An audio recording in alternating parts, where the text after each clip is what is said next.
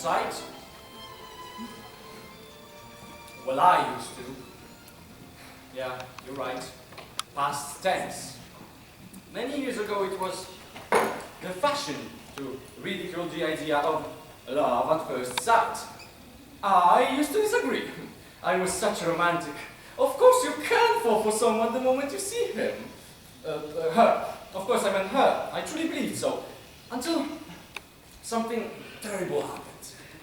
But let us go a few years back when I was 22.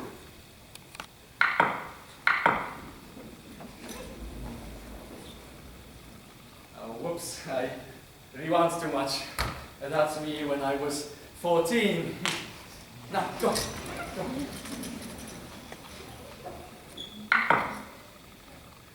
What on earth? Who's messing with my memories? Shoo, shoo. Shoo.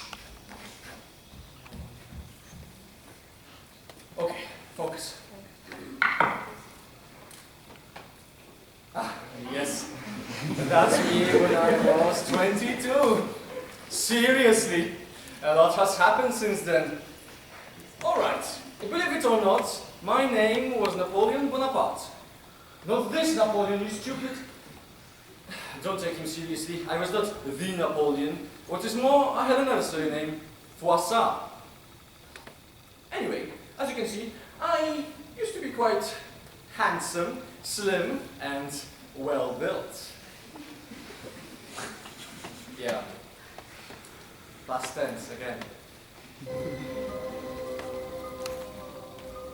You can see a well-made male. This specimen possesses what 9/10 of the world call a handsome face. In height, he is 5'11". His hair is black and curly. His nose is exceptionally big. His eyes are large and gray, and although in fact they are with a very inconvenient degree, still no defect in this regard can be suspected from their appearance. Yes, that's me. Okay. Well, this is my only deficiency. Bad sight. And, you know, I didn't wear glasses back then. For a reason. And, well, you know, how would such a handsome face look like with glasses on it? No way. Now, I do not move anywhere without them, as you can see. For a reason. But we'll get back to this later. What else should you know about myself? I used to be quite immature, not really eager to work or be adult or be serious. As you can see. I was not stupid though. I found a way to win some money with no effort. Anyone introduce me? Ladies and gentlemen, Adolphus Simpson. Thank you, my boy. I'm old, dying, and rich. I need someone to take care of my possessions. I have a fortune, but only another Simpson can be my heir. And what's your name, boy? I'm Simpson. And that's how I decided to change my name. Then, I'm giving you all my money. Did I mention I was rich? You might have mentioned, yeah. As soon as I die, you'll get all my money.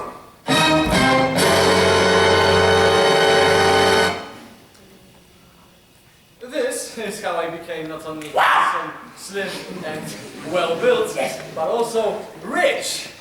But where's this love I mentioned, you may ask? Sit back and watch.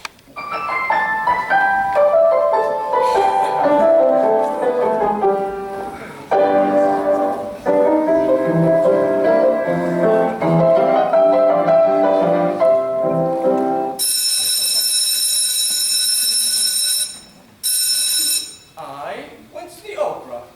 For 2 hours, my companion, who was a musical fanatico, gave his undivided attention to the stage. In the meantime, I amused myself by observing the audience. I was about turning my eyes to the prima donna when they were arrested and riveted by a figure in one of the private boxes. Oh my God. What I saw was grace personified, the boy doll of my wildest and most enthusiastic visions. The figure, almost all of which the construction of the was permitted to be seen, was somewhat above the medium height. The head of which only the back was visible rivaled in outline that of the Greek Psyche.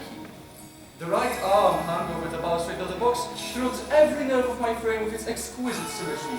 I gazed at the screaming creature for at least half an hour, as if I had been suddenly converted to stone. And during this period, I felt the full force and truth of all that has been said or sung concerning love at first sight. My feelings were totally different from any which I had experienced. I saw, I felt, I knew that I was truly, madly, deeply in love. And this, even before seeing the face of the person beloved. She had two companions, a gentleman and a lady younger than herself. Oh, you have no progress, let me hear An opera glass? Are you mad? Do I look like an old lady? Talbot, listen to me, will you? Do you see the stage? Box. Next one. Did you ever see as lovely a woman? Yes, she is very beautiful. No doubt. I wonder who she can be. Why, in the name of all that is angelic, don't you know who she is? She's the celebrated Madame Lalande, the beauty of the day par excellence, and the talk of the whole town. Immensely wealthy too, a widow and a great match, has just arrived from Paris. Do you know her? Yes, I have the honor. Will you introduce me? With the greatest pleasure. When shall it be? Tomorrow, at 1. I will call upon you at your hotel, okay? Very good. And now, do shut up if you can. So I did. Shut up. But continued to observe my lovely lady until she became aware of the intensity of my burning gaze. She looked at me, but what was my astonishment at perceiving that she actually took from her girdle a double eyeglass. Elevated it. Adjusted it. And then watched me through it for several minutes.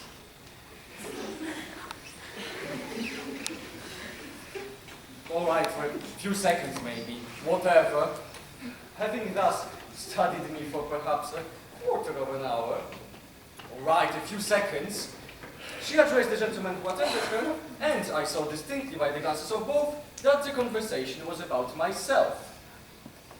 Then I managed to catch the eyes of Madame Lalande and made a slight bow. She blushed very deeply, then averted her eyes, then slowly and cautiously looked around, apparently to see if my rash action had been noticed. Then, with a faint smile disclosing a bright line of her pearly teeth, made two affirmative inclinations of the head. If ever man was mad with excess of happiness, it was myself at that moment. I laughed. This was my first laugh, so I felt it to be. It was love supremely indescribable. It was love at first sight, and at first sight too, it had been appreciated and returned. Yes, returned. Her behavior could not be explained in any other way. Oh, shut up. You've been going on for too long today. Let's forward to tomorrow then. A man cannot say a story peacefully. So, this morrow at last came. I stepped into the hotel and asked for Talbot.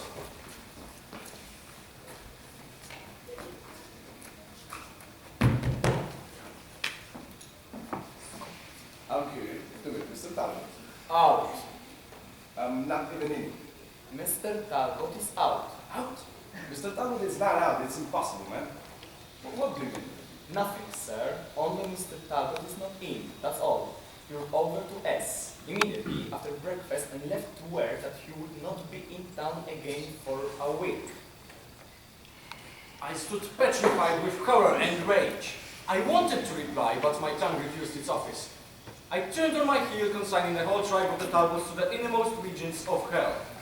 It was evident that my friend had quite forgotten his appointment with myself, had forgotten it as soon as it was made.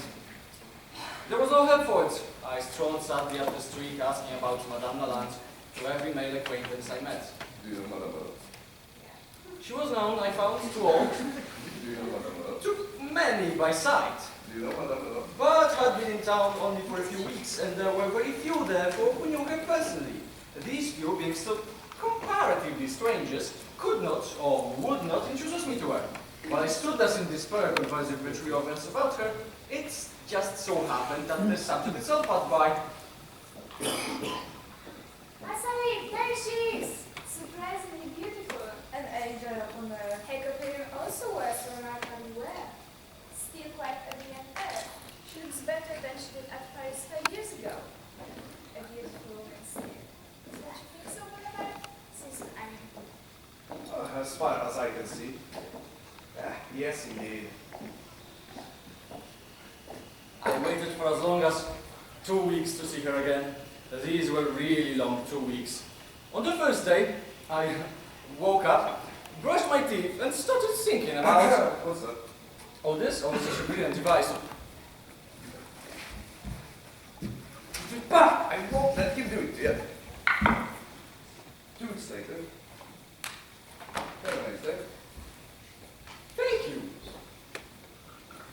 Since my future happiness was at issue, I resolved to act with an early decision. In a word, I traced the lady to her residence and started the habit of watching her house, and discovered that, about twilight, it was her custom to promenade. Then, one day, I decided to join her.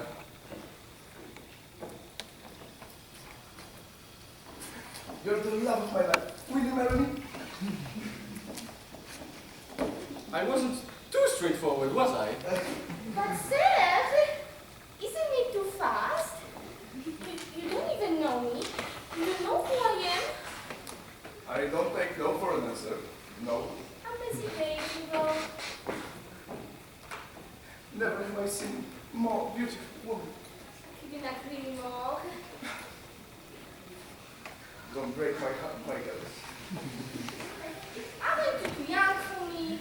A wife should never be older than a husband. To those who love us ourselves, in what respect differ a year from an hour? I am 22. Now you yourself, my dearest Eugenie, can have numbered no more than... no more than... Look, it's going dark. Would you be my school tonight? But we can see each other tomorrow. My friends are doing a little musical party. There will be some good singing. You can call me you. I shall have no difficulty in smuggling in the character of an old acquaintance. The next evening was the most delicious of my life. The singers and the instrumental performers were many and of superior talents. In the middle of the party, after a call for Madame Lalande, she arose at once from the chaise longue upon which she had sat by my side, and accompanied by one or two gentlemen, One gentleman. and accompanied by just one gentleman and her female friends of the opera, went to the piano in the main room. Thank you. I would have escorted her myself, but thought that, under the circumstances of my introduction to the house, I had better remain unobserved where I was. I couldn't see her this way, but I could hear her sing. The impression she produced upon the company seems electrical, but the effect upon myself was something even more. I know not how adequately to describe it. Her lower tones were absolutely miraculous. Her voice embraced 3 complete octaves and executed with incredible precision. Perfection.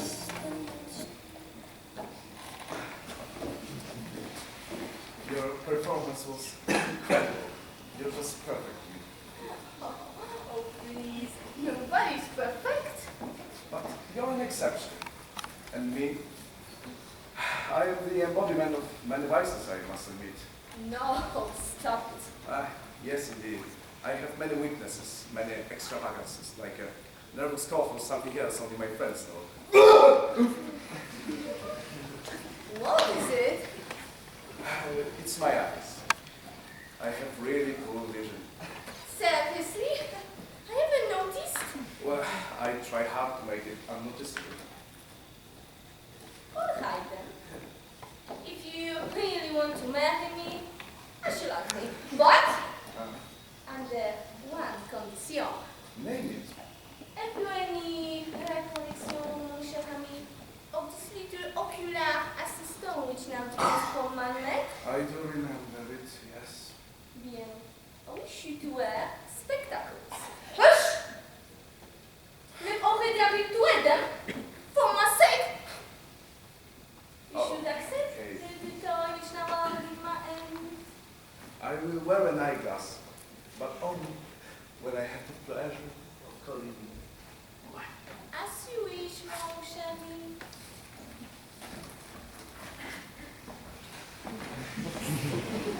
At 4 the next day, already married, we found ourselves in our bedroom. Now. Get out! And now, mon ami, since we are in this lovely one, and have performed a portion of our little agreement, I hope you have not forgotten your little promise. Oh, I assure you, my dearest Virginie.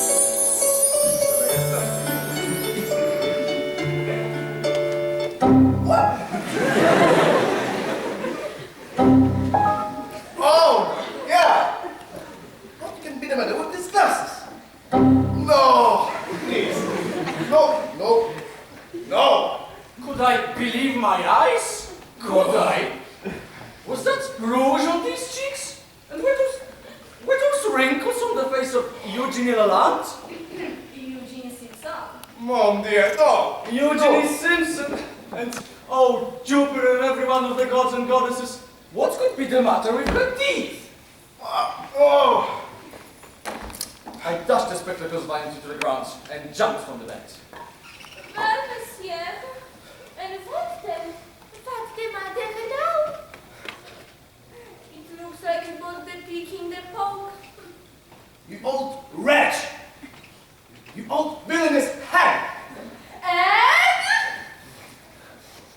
Old! Me not so very old after all. Me not one single day more than the 82. 82? Oh my God, who are you? Eugene, moi ça, Renaud. Moi ça after my first husband. Wasa? Yes, moi ça.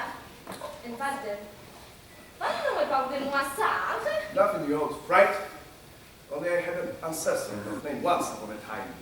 That is very good name. And so is Boissard. That is very good name too. My daughter, Mademoiselle Moissard, she married with Monsieur Moissard. And the name is very respectable name. Wasa and Wasa, what do you mean? What I mean? I mean Moissard and Moissard. And I mean Moissard and Moissard too. My daughter's daughter, Mademoiselle Voissard, she married with Monsieur Voissard. And then again, my daughter's granddaughter, Mademoiselle Voissard, she married with Monsieur Voissard. And I suppose you say that's not a respectable name. Wasa and Wasa and Wasa and Wasa? Yes. Voissard, Voissard, Voissard, and Voissard too. But Monsieur Voissard, he was very big fool. He left La Belle France to come to this stupid America. And when he get there, he went in a very stupid son. There was not a plaisir to meet with him. Never me nor my compagnon de Madame Stéphanie Lalonde. His name, the Napoleon Bonaparte Voissard. And I suppose you say that's not a respectable name? Napoleon Bonaparte Passa. That's me, you old serpent. I am Napoleon Bonaparte Passa. And if I haven't met my great-great-grandmother, I wish I may be damned forever. Madame Eugenie Lance was, in fact, my great-great-grandmother. She was immensely wealthy, and being left a widow without children, she paid a visit to the United States to make me her heir. She came here with a distant relative of her second husband, Madame Stephanie Lalande. At the opera, my great-great-grandmother actually saw me. She was struck with a certain family resemblance to herself. The gentleman who attended her told her who I was. She returned my bow, thinking I had discovered her identity. When, deceived by my weakness of vision, I startled who she was, he concluded that I meant the younger beauty, and informed me, with perfect truth, that she is the celebrated widow, Madame Lalande. What I didn't know was that my great-great-grandmother met Talbot in the street the next morning. The conversation very naturally turned upon myself. My poor vision was then explained, and they deduced that I fell in love with her. They made a plot. He kept out of my way on purpose all this time. My street inquiries about the lovely widow Madame Lalande were supposed to refer to the younger lady, Stephanie. I had no opportunity of seeing Madame Lalande closely during daylight. At the party, when Madame Lalande was called upon to sing, the younger lady was intended, and it was she who went to sing. My great-great-grandmother arose at the same time to accompany her to the piano. The clergyman, who pretended to tie the fatal knot, was a companion of Talbot's and no priest. The whole wedding ceremony was fake. And now, I am not the husband of my great-great-grandmother, but I am the husband of Madame Lalande, Madame Stephanie Lalande, with whom my good old relative, besides making me her sole heir, when she dies, if she ever does, made me a match. So what's the conclusion? Never leave the house without spectacles. Stop. Actually, I ended up quite well. So, what's the conclusion? Ladies, look around. There might be someone to love you, no matter how old you are. Just make sure he's not wearing glasses.